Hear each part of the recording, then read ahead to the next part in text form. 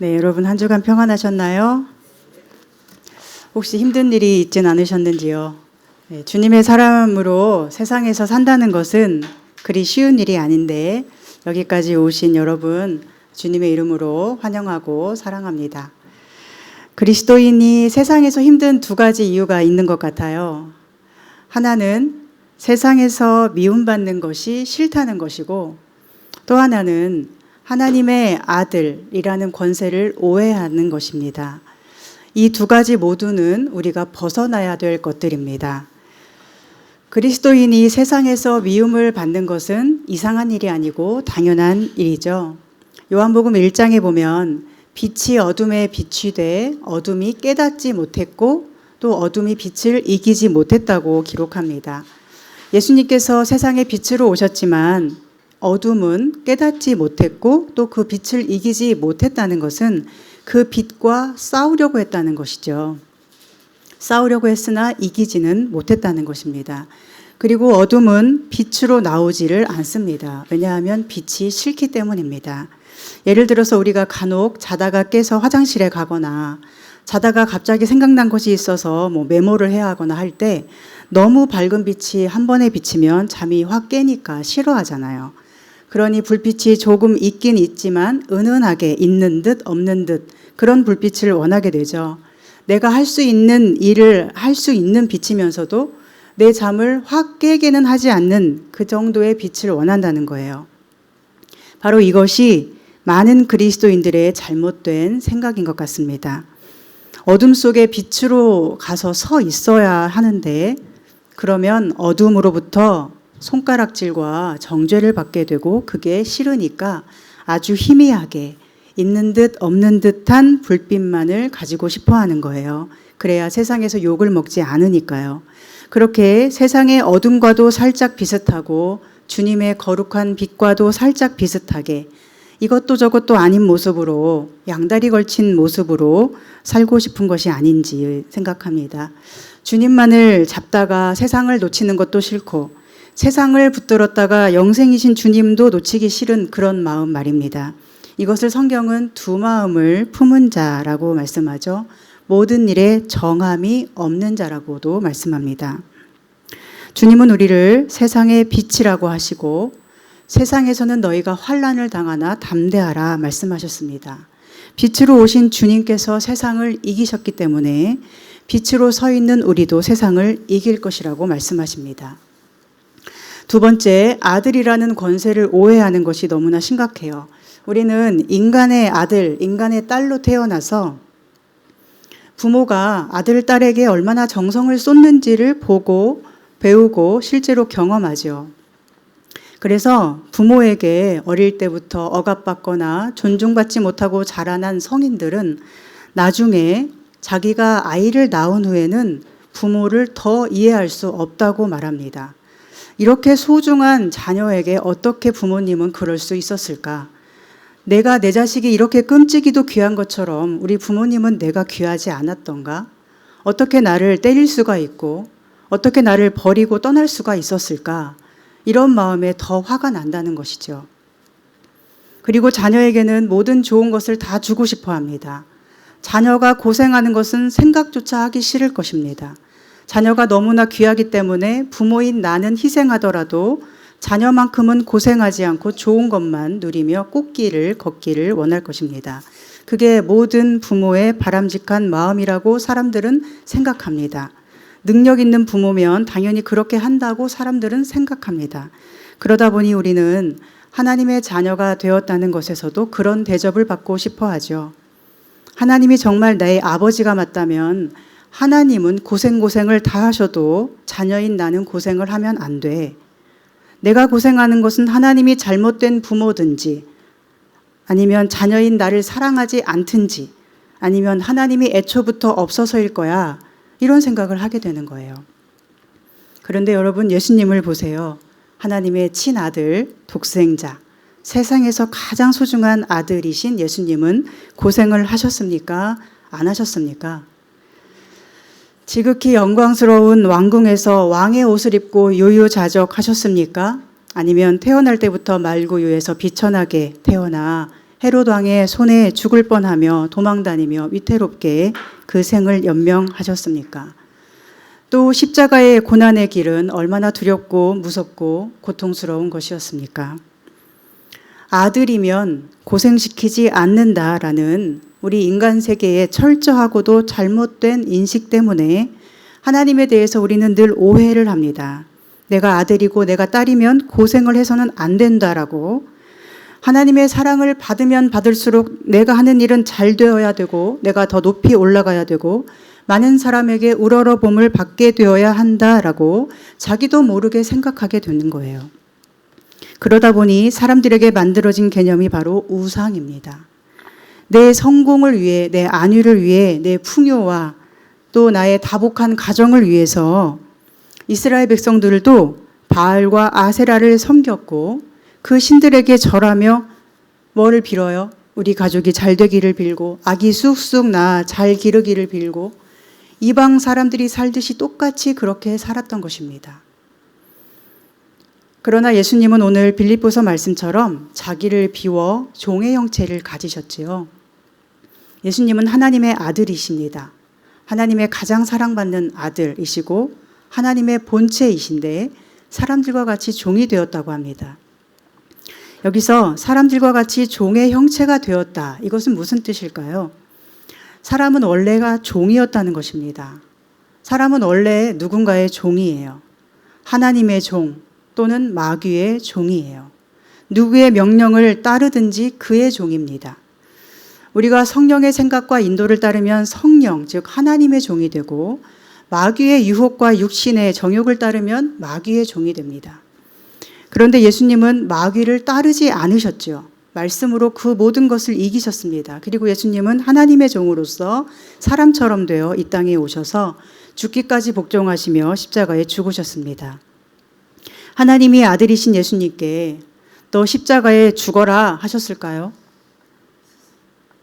아닐 것 같아요. 오히려 아들인 예수님이 하나님의 위대하고도 은밀한 구원 계획을 아시고 아버지, 제가 그 일을 하겠습니다 라고 하신 것입니다. 저는 예수님을 묵상하고 그분께서 십자가에 이르기까지 고통당하는 그 모습을 묵상하다가 문득 이런 생각을 했습니다. 이런 기도가 나왔습니다. 주님은 얼마나 하나님을 사랑하셨기에 그렇게 죽을 수 있으셨나요? 십자가에 매달려서 엘리 엘리 라마 사박다니 나의 하나님 어찌하여 나를 버리셨습니까? 하실 만큼 그 버려진 고통, 극한의 고립을 겪으면서도 어떻게 그 시간을 견디셨어요, 주님? 얼마나 하나님을 사랑하시면 그래요? 이런 기도를 하게 되었습니다. 사랑하는 여러분, 자녀의 권세를 우리에게 주셨다고 하는데 그것은 어떤 권세일까요? 그것은 아버지이신 하나님을 나의 최선으로 사랑하고 그분을 가장 가까이 할 수 있는 권세입니다. 세상에서 인간이 하듯이 내 자식은 남보다 높아져야 되고 내 자식은 남을 때리는 것은 괜찮지만 맞으면 안 되고 내 자식은 제일 좋은 것을 먹어야 되고 내 자식은 절대로 손해를 보면 안 된다라는 그런 권세가 아니라는 거예요. 그러니 이 세상 풍조 속에서 그리스도인으로 산다는 것은 얼마나 어려운 일입니까? 내 자식이 맞고 와도 때리지 않고 올 수 있어서 감사할 수 있어야 되고 남보다 못한 것을 먹을지라도 괜찮다고 할 수 있어야 하니 어느 부모가 이런 것을 자녀에게 주기 원하겠어요. 이런 말을 들었는데요. 요즘 아가들에게 예수님을 닮은 사람이 되라고 하는 그 축복이 더 이상 축복이 되지 않는다고 해요. 예수님처럼 세상 죄를 지고 십자가를 지고 죽어야 한다고 하고 예수님처럼 어둠의 세상에서 표적이 되고 미운 털 박히는 사람이 되어야 한다고 하니 누가 예수님 닮은 모습을 추구하고 좋아하겠냐는 거예요. 그러니 복음이라는 것이 너무도 증거되기 어려운 시대를 살고 있습니다. 이것은 과거에도 그랬고 현재에도 그렇고 미래에도 그럴 것입니다. 사람이라는 존재가 옛날이나 지금이나 다 똑같기 때문이죠. 죄의 본성이 너무 똑같습니다. 그러나 하나님의 자녀된 권세는 그런 것이 아님을 기억해야 합니다. 남을 때리고 와도 맞고 오면 안 되고 내 자식이 제일 좋은 건 먹어야 되는 이런 개념이 아니라는 거예요. 하나님의 자녀가 되었다는 것은 하나님을 너무너무 사랑하게 되어서 하나님이 나에게 너 십자가를 지고 죽어라 라고 시키지 않으셨어도 하나님의 구원 계획을 알게 되었을 때 그 마음에 내 스스로 따르고 순복하고 싶어지는 것입니다. 여러분의 마음에 이 순종의 마음이 있습니까? 하나님을 너무 사랑해서 나를 온전히 드리고 싶은 마음의 소망이 여러분에게 있습니까? 사랑은 계속 주고 싶은 거잖아요. 나에게 소중한 사람에게 계속 주고 또 주어도 부족하고 줄 수 있음이 기쁜 것이 사랑이잖아요. 여러분에게 하나님을 향한 그런 마음이 있느냐는 것입니다. 만약 그렇지 않고 내가 하나님 자식인데 왜 이 땅에서 요만큼밖에 못 누리는가? 왜 내가 이 고생을 해야 하는가 하며 이 세상의 보통의 부모 자식 관계처럼 하나님과 나 사이를 생각하면 우리는 어떻게 될까요? 마치 부모의 재산만 바라는 자식, 부모가 재산이 있고 내게 유익을 줄 때만 부모로서 대하는 그런 자식과 별 다를 바가 없습니다. 그것은 부모를 사랑하는 것이 아니고 도구로 대하는 것이죠. 내가 원하는 것을 주면 좋은 부모로 대해주고 내가 원하는 대로 안 해주면 그 부모님을 싫어한다면 이것이 어떻게 사랑이라고 하겠습니까? 사랑은 나를 내어주고 싶은 마음입니다. 사랑을 하면 상대방에게 바라기 전에 내가 그를 위해 무언가를 해주고 싶어지죠. 선물은 받는 것보다 선물을 주고 싶어서 준비하고 다니는 그 시간이 더 소중하고 받아주는 것만으로도 기쁜 거죠. 이것이 사랑하는 사람의 마음이죠. 부부가 결혼하면 무엇 때문에 사이가 틀어집니까? 왜 당신은 이걸 안 해? 왜 당신은 안 하고 내가 다 해야 해? 이러면 사이가 갈라지게 되죠. 그렇지 않고 내가 다 해줘야지. 내가 사랑하니까 다 해주고 싶어. 설거지, 빨래, 청소, 밥 다 내가 해주고 싶은데 다 못해줘서 미안해. 이런 마음으로 서로에게 자신을 내어주는 사랑의 가정 이루시기를 바랍니다. 그런데 문제는 이런 마음 품기가 너무 어렵다는 거죠. 우리는 인내심이 약하고요. 여유도 없고 또한 사랑도 없는 존재이기 때문이에요. 바로 그 인내와 사랑은 예수님으로부터 공급받아야 합니다. 우리의 오래된 오해가 풀어지길 바랍니다. 우리가 하나님의 부르심을 받은 것은 왕의 자녀라는 권세와 이름을 가지고 세상에서 더 높이 올라가 남들 위해 떵떵거리게 하는 목적이 아닙니다. 우리는 이 세상이 어둠이라는 것을 알고 어둠의 세상에서 주님과 함께 빛으로 서 있으라고 싸워 이기라고 부르심을 받은 사람들입니다. 빛 되신 주님과 함께 십자가의 길에 동행하며 사랑하는 하나님께 더 가까이 나아가서 마침내 그분의 온전하신 사랑을 누리라고 하나님께서 우리를 부르신 것입니다. 시편 84편에서 시인은 이런 고백을 합니다. 주의 궁정에서의 한 날이 다른 곳에서의 첫날보다 나은즉 악인의 장막에 사는 것보다 내 하나님의 성전 문지기로 살고 싶습니다. 세상에서 어떤 높은 자리, 좋은 대우 받는 것보다 하나님과 늘 가까이 하며 하나님을 내 힘을 다해 사랑할 수 있는 그 모든 자리가 가장 좋다라는 고백이죠. 오늘 우리의 고백도 그렇게 될 수 있기를 소망합니다. 하나님을 너무 사랑해서 그분께 가까이 함이 나의 최고의 권세임을 고백하는 하나님과의 그 온전한 사귐 안에 들어갈 수 있기를 소망하고 축복합니다. 그렇다면 우리는 하나님을 어떻게 대해야 할까요? 누가복음 15장에 나오는 탕자의 비유를 보면 우리가 하나님을 대하는 좋은 태도가 무엇인지 알 수 있습니다. 탕자는 자신의 아들 된 권세를 이 세상의 권세로 사용하고 싶었습니다. 그래서 아버지가 죽은 후에 받을 유산을 미리 계산해서 자기 몫을 달라고 아버지에게 요구하죠. 그리고 그 돈을 다 받아서 떠나버립니다. 아들에게 아버지는 도구였어요. 수단이었죠. 자기가 떵떵거리고 자유롭게 살 수 있는 돈을 주는 존재, 그 이상이 아니었습니다. 그런데 돈이 떨어지고 돼지들이 먹는 쥐염 열매나 먹는 꼴이 되고 나니 무슨 생각이 나요? 내 아버지의 집에는 양식이 풍족한 품꾼이 얼마나 많은가. 그런데 나는 여기서 줄여 죽는구나. 아버지의 아들이 아니라 이제는 종이라도 되고자 하는 마음으로 나는 아버지의 아들이라 말할 자격도 염치도 없는 놈이니 이제 제발 나를 종으로 받아주세요라고 간곡히 부탁해야겠다 하면서 집으로 가죠. 터벅터벅 돌아가는 그 누추해지고 구차한 그 발걸음 누가 보고 있었나요? 아들의 도구가 되어서 이제 유산 받았으니 쓸데없다 버려졌던 그 아버지가 아들의 모습을 멀리서 바라보고 한 걸음에 달려와 그를 안아주고 입 맞추고 그를 위해 살찐 송아지를 잡아 잔치를 열어주고 그 손에 반지를 끼워주며 그를 아들로 받아주었습니다. 무엇을 알 수 있나요? 그가 내가 당신의 아들이요. 당신 돈 그거 어차피 내 거나 마찬가지니 죽기 전에 얼른 내놓으시오. 이렇게 아들의 권세를 부리려 할 때는 아버지를 떠나고 싶었고 아버지가 왠지 귀찮고 아버지와 함께함이 하나도 기쁘지 않은 일이었는데 타국에서 돼지나 먹는 열매를 먹다가 정신 차리고 이제 나는 아버지의 종보다도 못하구나. 나를 품꾼의 하나로 받아주세요 하는 그 종의 마음으로 돌아왔을 때 오히려 아버지는 그를 아들로 대해주고 그제서야 비로소 그는 진정한 아들의 권세를 누리는 자가 되었다는 것입니다.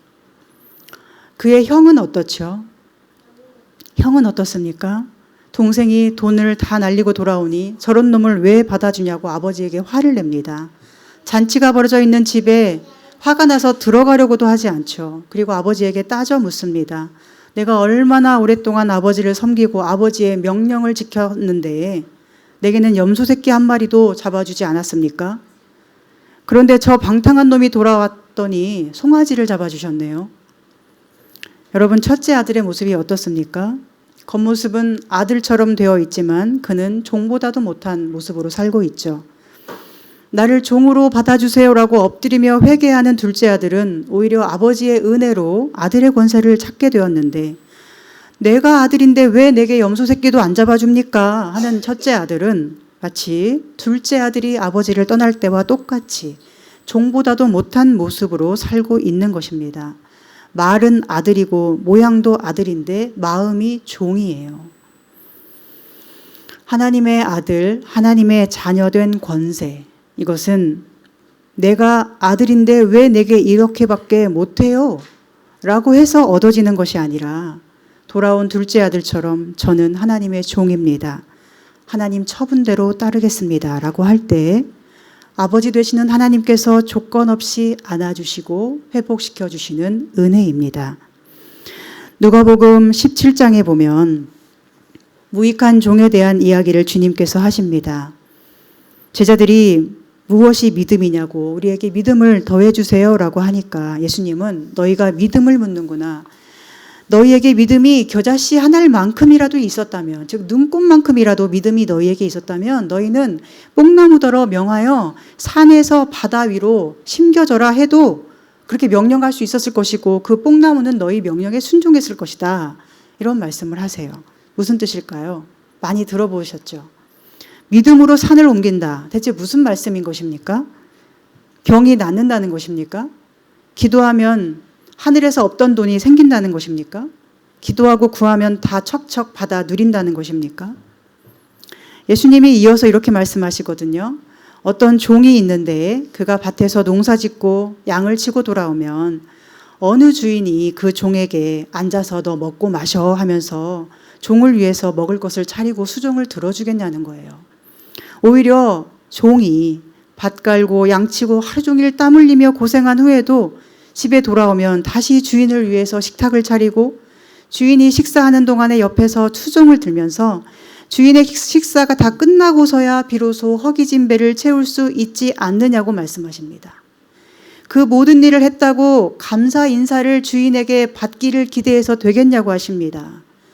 명한 대로 하였다고 종에게 감사하겠느냐? 이와 같이 너희도 명령받은 것을 다 행한 후에 이르기를 우리는 무익한 종이라 우리가 하여야 할 일을 한 것뿐이라 할지니라. 이것이 믿음이라는 것입니다. 내가 주인의 종임을 아는 것, 내가 주인께 바라고 원하는 것이 내가 높아지고 나를 알아주고 나에게 감사하다고 인사해 주는 것이어서는 안 된다는 것이에요.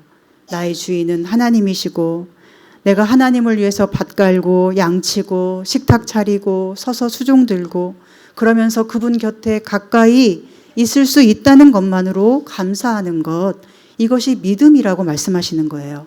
이 믿음이 있다면 너희는 나무를 뿌리째 뽑아 산에 던질 수 있다고 하십니다. 너희가 주인 되신 하나님께 순종하듯 뽕나무가 하나님의 종인 너희에게 순종할 것이라는 말씀이에요. 그런데 너희에게 이러한 믿음이 있느냐를 물으시는 것이죠. 오늘 여러분은 어떻습니까? 여러분에게 믿음이 있습니까? 나의 주인이 하나님이라고 늘 고백은 하지만, 늘 주님 주님 부르고 기도는 하지만, 말은 주님이지만 내가 주님의 주인이 되어서 나를 위해 이것저것을 왜 안 해주는지 시무룩해하고 왜 나를 사랑하는 증거를 세상에서 보여주지 않는지 불만을 가지고 있진 않으십니까? 우리 고백은 어떠해야 합니까? 명령받은 것을 다 행한 후에도 이르기를 우리는 무익한 종이라 우리가 하여야 할 일을 한 것뿐입니다 라고 해야 합니다. 나는 무익한 종입니다. 주님을 섬길 수 있는 것만으로도 저는 행복합니다. 주님 곁에 가까이 주님을 사랑할 수 있는 것만으로 저는 충분합니다. 이렇게 고백할 때 하나님은 우리의 자녀된 권세를 회복시키시고 하나님 곁에 가장 가까이 두실 것입니다.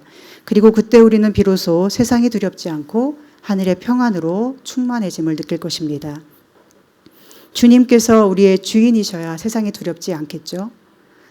세상을 두려워하지 말고 주님만을 두려워하는 주님의 종이 되어 평강으로 가득한 여러분의 삶과 영혼 되기를 소망하고 축복합니다. 주님은 나의 최고봉이라는 묵상집을 쓴 오스왈드 챔버스는 이런 고백을 합니다. 당신은 어떤 상황에서도 이렇게 말할 권리가 없습니다. 오 주님, 제가 지쳤습니다. 이런 말을 할 권리가 없다는 거예요. 왜요? 우리는 하나님의 종이니까요. 아무리 힘들고 어려워도 제가 지쳤습니다 라고 말할 수 없는 이유는 주님이 우리를 구원하여 거룩하게 만드신 이유가 바로 다른 사람을 위해 우리를 고갈되게 하실 목적으로 부르셨기 때문이라는 거예요. 계속해서 그는 이렇게 말합니다. 하나님을 위해 고갈되어야 합니다. 그러나 모든 공급은 하나님께로부터 온다는 사실을 기억하십시오. 오늘날 너무 많은 이 세상의 풍조는 내 마음, 내 감정, 내 상황이 중요하죠. 그러다 보니 나를 달래줄 신이 필요한 세상입니다. 나를 달래줄 신이 되어만 준다면 그 무엇이든 누구든 상관없어진 사람들이 이 세상에 얼마나 많습니까? 그러나 그리스도인의 태도는 달라야겠죠. 나를 달래줄 신이 아니라 내가 믿는 하나님을 섬기는 신앙이 우리에게 필요합니다. 그리고 내가 섬길 수 있는 모든 힘의 원천은 바로 하나님께 있다는 사실도 우리는 기억해야 합니다. 나는 무익한 종입니다. 내가 할 일을 한 것뿐입니다. 고백하며 자신이 종임을 겸손히 고백하는 마음만 가질 수 있다면 그때 하나님은 그 종을 가장 귀히 여기시고 아들의 권세를 회복시켜 주십니다. 탕자가 누린 그 아들의 권세를 여러분도 회복하시기를 바랍니다. 그리고 사는 동안에 더 주님께 가까이 나아가셔서 사랑으로 섬길 수 있는 축복을 누리십시오. 이것이 우리의 구원이고 소망인 줄 믿습니다. 사도 바울은 전도 여행을 하면서 많은 고난을 받았습니다. 그러나 그는 항상 자신이 하나님의 종이고 그리스도 예수의 종이라는 고백을 합니다. 대부분의 서신서에 그런 표현을 합니다. 그가 전도 여행하면서 어떤 고난을 당했습니까? 복음을 전하다가 감옥에 갇히기도 하고 매를 맞기도 하는데 한 번은 얼마나 많이 맞았는지 거의 죽었어요. 아니 그냥 죽었습니다. 사람들은 다 죽은 줄 알고 그가 시체인 줄 알고 사람이 없는 곳으로 그를 옮겨 버렸어요. 그런데 그 죽어있던 자리에서 바울이 일어나게 되죠. 주님을 따르는 형제자매들, 주의 제자들이 바울을 둘러싸고 있을 때 바울이 살아나 소생하게 되었어요. 그런데 죽었든지 아니면 거의 다 죽었던 사람이 일어나자마자 한 일이 무엇인 줄 아십니까? 다시 자기를 내치고 자기를 버린 그 성으로 들어간 거예요. 그 성에서 다시 주의 복음을 전했습니다. 나를 때리고 죽이고 또 죽은 줄 알고 버린 사람들, 그들 가운데 다시 들어가 복음을 전한다는 것 아무나 할 수 없어요. 오직 그 속에 내가 그리스도의 종이며 하나님의 종이다라는 고백이 있는 사람만 가능하지 않겠습니까?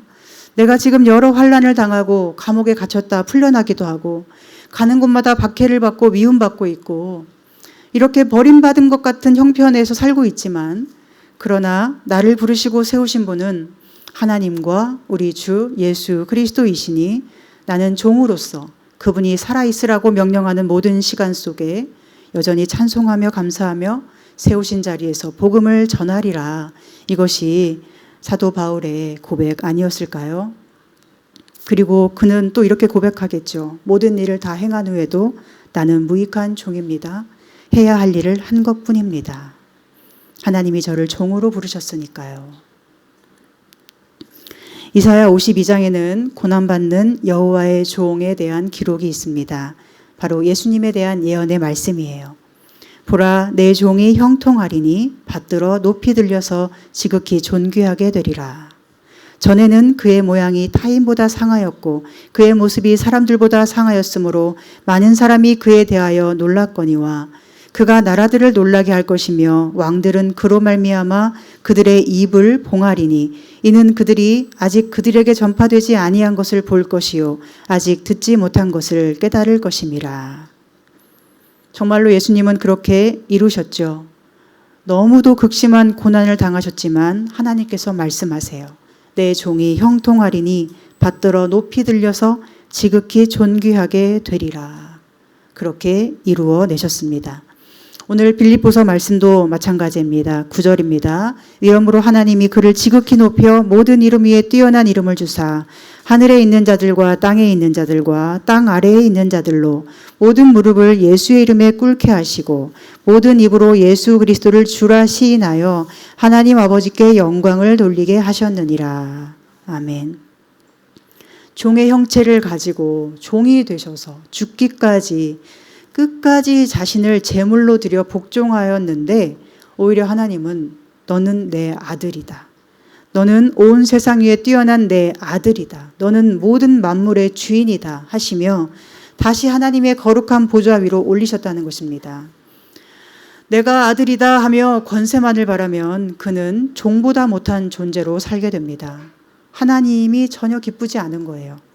아마 나중에 하늘나라에 간다고 해도 그 마음이 뭐가 기쁘겠어요? 첫째 아들처럼 내가 아들인데 왜 이래? 이런 마음으로 천국에 가봤자 뭐가 행복하겠습니까? 그러나 내가 주님의 종임을 분명하고 확실하게 알고 고백하면 그는 하나님께 아들이 됩니다. 그는 하나님과 함께하는 모든 시간이 행복합니다. 하나님을 떠나는 것은 지옥이고 하나님과 함께하는 것은 모든 순간이 천국이 됩니다. 그래서 하늘나라에 가서도 그 사람은 가장 행복할 것이고 주인이신 하나님께 예배하고 찬양할 수 있는 것이 가장 기쁘고 감사할 것입니다. 이것이 세상 나라와 하나님 나라의 뚜렷한 차이예요. 그래서 예수님을 닮는다는 것이 세상 사람들에게는 가장 미련한 짓이 되고 그리스도인들에게는 가장 지혜로운 일이 되는 것입니다. 그래서 십자가를 지고 희생하는 것이 세상에서는 가장 어리석은 짓이 되고 모든 믿는 자에게는 가장 고귀한 생명의 길이 되는 것입니다. 예수님을 찾아왔던 한 백부장의 이야기가 생각납니다. 그는 자신의 사랑하는 종을 위해 모든 일을 내려놓고 예수님께 사람을 보내 간구했습니다. 저의 사랑하는 종이 병이 났습니다. 고쳐주소서.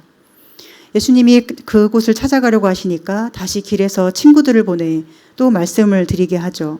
주여 수고하시지 마소서. 내 집에 들어오심을 감당하지 못하겠습니다. 그저 말씀으로만 하소서. 말씀으로만 하셔도 고칠 수 있지 않으십니까? 그때 예수님이 무슨 말씀을 하셨을까요? 이스라엘 중에서도 이만한 믿음을 본 적이 없다. 그리고 예수님의 말씀을 들은 사람들이 돌아가 보니까 백부장의 그 사랑하는 종이 이미 고침을 받아 있었습니다. 예수님이 그 백부장의 믿음을 칭찬하신 이유는 무엇일까요? 그는 우리 하나님의 마음을 가진 사람이었기 때문이에요. 백부장이고 로마에서 권세를 가진 자였으니 부리던 종 하나 죽는 것쯤 무슨 일이겠습니까? 당시에 종이라는 것은 돈으로 파고 사는 짐승만도 못한 존재였는데 그가 건강할 때는 그렇게 부리더라도 병들어 일 못하면 그냥 버리면 되는 거죠. 그런데도 백부장은 종을 사랑해서 자기 로마 나라의 식민지였던 이스라엘의 그 젊은 청년인 예수님을 찾아내고 그에게 엎드려 간구하고 그에게 말씀 한마디만 해달라고 할 정도니 종을 향한 그 사랑이 얼마나 애가 타는 사랑이었을까 짐작하게 됩니다. 바로 그 사랑이 종을 향한 우리 하나님의 사랑인 것도 우리는 알 수 있겠죠. 사랑하시는 종이 병들면 고쳐주시기 원하고 그 일을 위해서라면 뭐든지 하실 수 있는 분, 그분이 우리가 섬기는 하나님, 우리의 아버지 하나님이십니다. 우리가 하나님을 종의 마음으로 섬길 때 하나님은 아버지의 마음으로 우리를 얼마나 사랑하시는지 깨닫게 됩니다. 우리가 나의 전부를 하나님께 바치고 싶다는 마음으로 살아갈 때 우리는 내가 바라던 하나님보다 훨씬 더 크신 하나님을 발견하게 될 것입니다.